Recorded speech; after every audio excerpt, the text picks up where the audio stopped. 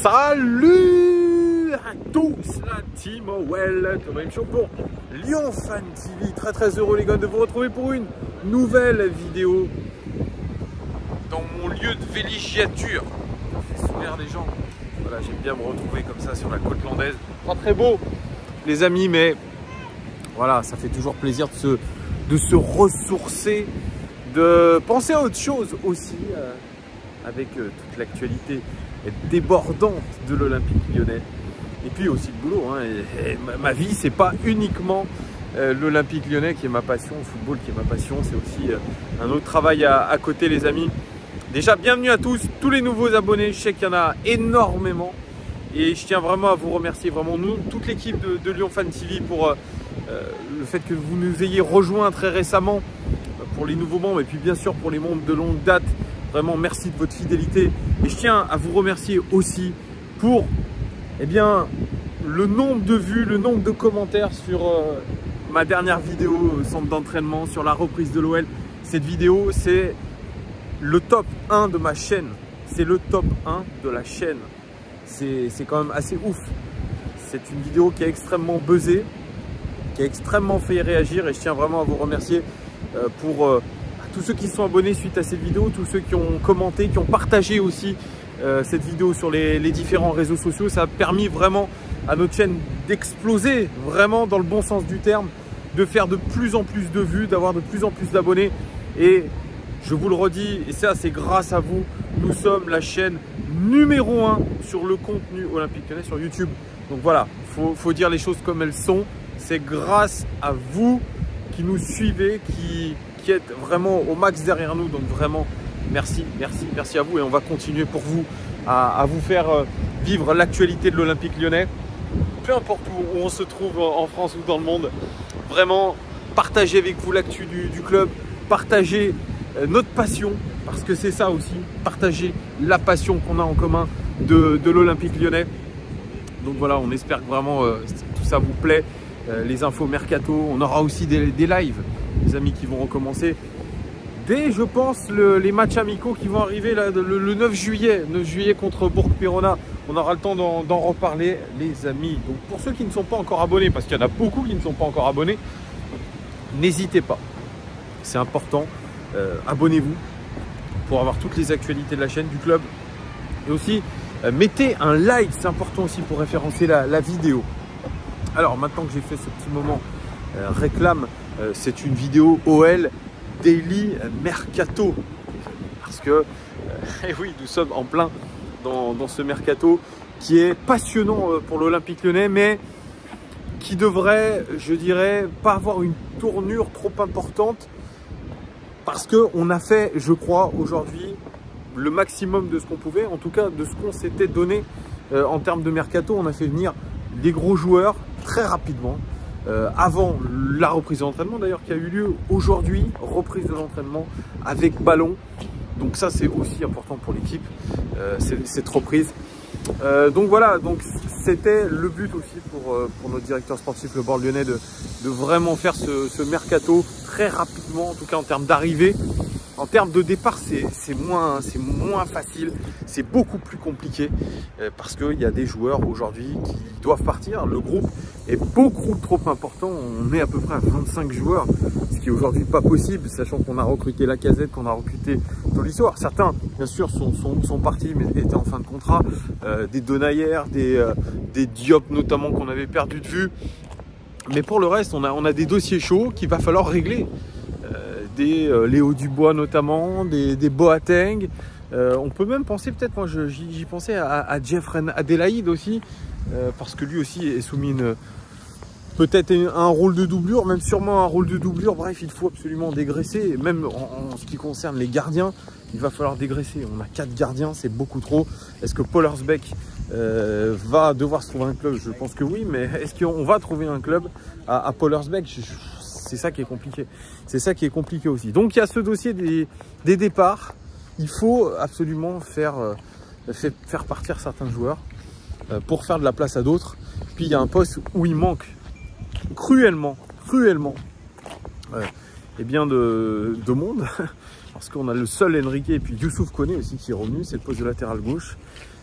Pour l'instant, c'est le désert de Gobi, si je peux le dire ainsi. On a eu l'échec Malaysia, gros échec Malaysia, ça c'est vrai, mais voilà, avec un échec avec des bonnes raisons, je dirais, pour notre club de ne pas y aller. Mais là, comme je vous l'ai dit dans ma dernière vidéo, on est sur Tagliafico, le latéral gauche de l'Ajax, qui est en fin de contrat dans 1 an. C'est une bonne opportunité de l'avoir à un prix plutôt abordable pour un joueur d'expérience, vraiment, dans un bon championnat. Je ne l'ai pas dit l'autre fois, mais qui a joué quand même pas mal de matchs de Coupe d'Europe aussi, international argentin. Donc ça serait quand même, je dirais, une bonne opportunité. Et de ce qu'on sait aujourd'hui, c'est que l'Olympique Lyonnais discute avec l'entourage du joueur, discute avec le joueur. Il va même peut-être se déplacer pour pouvoir discuter avec le club, ce qui serait vraiment sympa, parce qu'au moins ça nous permettrait d'avancer. Mais c'est un dossier qui est un petit peu compliqué quand même, qui ne va pas se décanter tout de suite. On espère peut-être d'ici une bonne dizaine de jours en savoir un petit peu plus sur lui. Alors oui, donc je vous disais, dossier important sur le latéral gauche, et puis dossier important sur le dégraissage. Alors je vous parlais de Boateng, je vous parlais de Dubois, je vous parlais de Pollersbeck, mais il y a un dossier aujourd'hui, eh bien, qui est un serpent de mer un petit peu pour l'Olympique Lyonnais. C'est un dossier qui traîne depuis quelques saisons déjà et qui n'arrive pas à aboutir, c'est la vente d'Oussem Aouar. Alors Oussem Aouar, c'est un personnage un petit peu, je dirais, l'objet de débat au sein du club, je pense, au sein des supporters surtout. Il y a un petit peu à boire et à manger avec ce joueur. C'est un joueur qui est la cible depuis quelques saisons déjà de beaucoup de critiques, qui a eu une dernière saison extrêmement compliquée sur un plan personnel, puisque apparemment le joueur a joué blessé une bonne partie de la saison, une blessure un petit peu récurrente. Alors, je ne saurais pas vous dire exactement où, on m'a dit une sorte de pubalgie qui l'empêche de faire des accélérations, qui l'empêche de s'entraîner correctement. Et puis peut-être des problèmes de comportement. C'est pas moi qui le dis, c'est des propos rapportés par la presse. Il y en a eu sous Genesio, il y en a eu sous Garcia, il y en a eu probablement sous Peter Bosz. J'en sais rien si c'est vrai. Voilà, c'est très honnête, hein, c'est pas moi qui dis les choses, hein, c'est la presse qui rapporte ça. Les réseaux sociaux aussi. Un joueur qui semble un petit peu difficile à gérer. En équipe de France, il y a eu ces propos de Didier Deschamps sur sa seule sélection, match contre l'Ukraine, où il joue titulaire, et il dit de Oussem Aouar, il est venu en sélection, on a vu des choses. C'est pas trop ce qu'il a vu ou pas vu, mais voilà, c'est sûr que ce sont des paroles qui sont un petit peu compliquées à appréhender pour le joueur, et surtout quand vous voulez eh bien, partir de votre club formateur. Si vous avez une réputation qui vous suit, c'est un petit peu compliqué, surtout si vous jouez à moitié blessé depuis quelques temps. Donc c'est sûr qu'il y a beaucoup de choses qui font que c'est difficile. Lui aussi, à une époque, je pense, Oussem Aouar pensait qu'il pouvait aller dans un top club européen.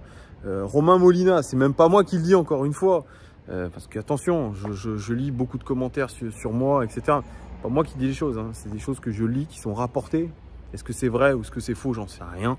J'en sais rien, mais en tout cas, Romain Molina disait qu'à l'époque, son frère, Brahim, essayait de vendre Oussem Aouar à pléthore de clubs en leur faisant croire monts et merveilles.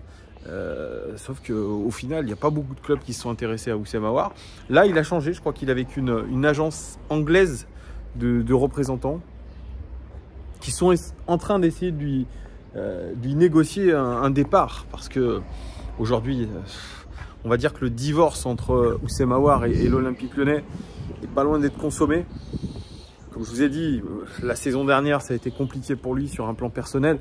Il y a eu ses sifflets aussi au Groupama Stadium à chaque fois qu'il est rentré, parce que les supporters lui en veulent.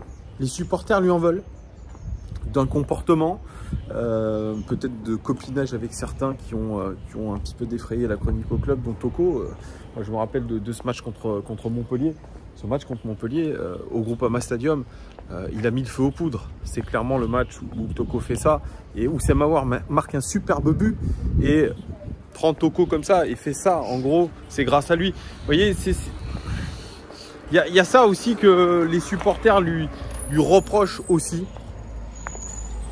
Mais moi, d'un point de vue personnel, Houssem Aouar, c'est un joueur qui m'a ébloui parce que quand il a fait ses débuts professionnels, tiens, un petit chat noir, j'espère que ça ne sera pas prémonitoire pour la saison de l'OL ou pour moi. Moi, quand il a fait ses débuts en 2017, c'était le Petit Prince, c'était le joueur lancé un petit peu sur les réseaux sociaux par Karim Benzema. C'était un joueur qui avait une technique léchée, une fraîcheur qui faisait du bien, voilà. Et puis petit à petit, ça s'est imposé comme un élément central de notre équipe, pourtant très jeune, mais avec des prestations de très haut niveau en Ligue des Champions notamment, où il avait eu les louanges d'un certain Pep Guardiola. Et puis un Final 8 je dirais de haut niveau pour Houssem Aouar, hein. On le dit pas, mais un Final 8 où il a retrouvé un peu du PES et puis des blessures, des polémiques, peut-être des problèmes dans sa vie perso, j'en sais rien. Il y a ça aussi à prendre en compte, qui ont fait que il a été en vraie difficulté, en vraie difficulté.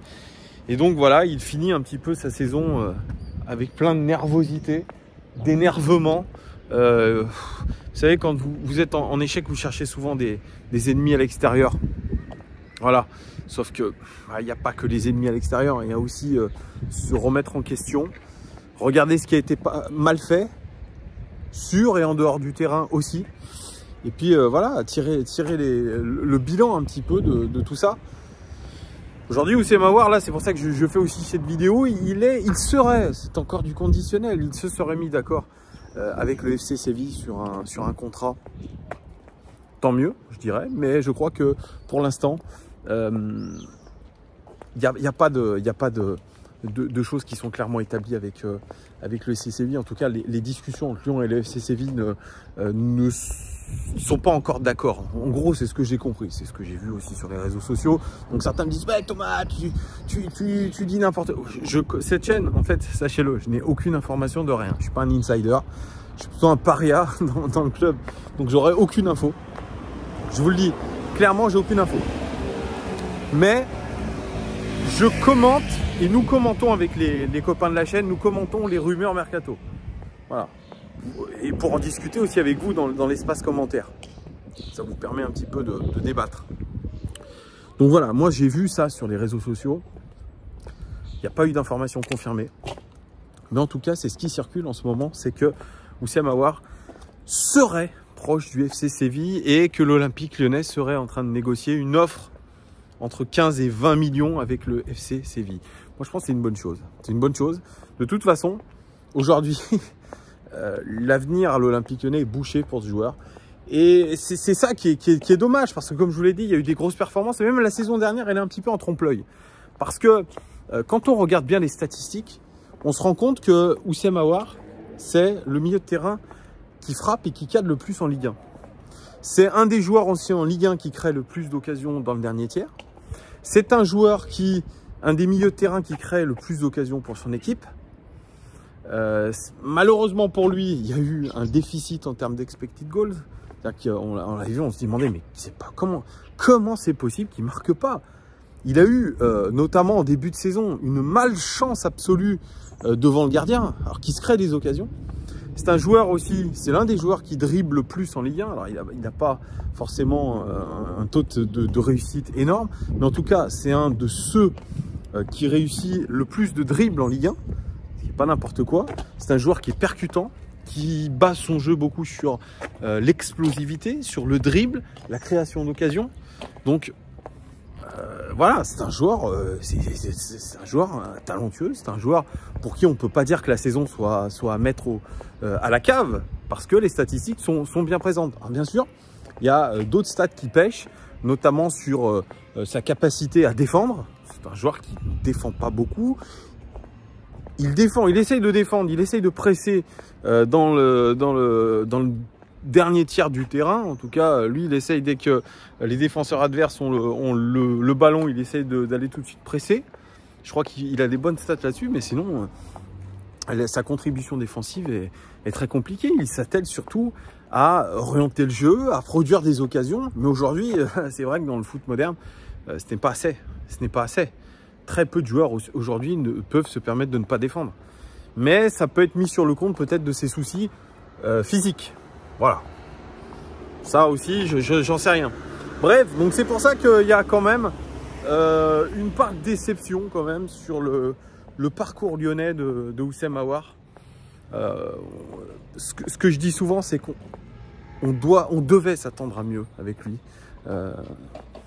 C'est un garçon qui laisse, je trouve aujourd'hui, un goût amer en termes de performance. Parce que quand on sait ce qu'il est capable de montrer, ce qu'il a montré par le passé, on se dit aujourd'hui, putain, c'est un gâchis. C'est un gâchis parce que il aurait bien plus dû marquer l'histoire de l'Olympique Lyonnais que rester un petit peu dans...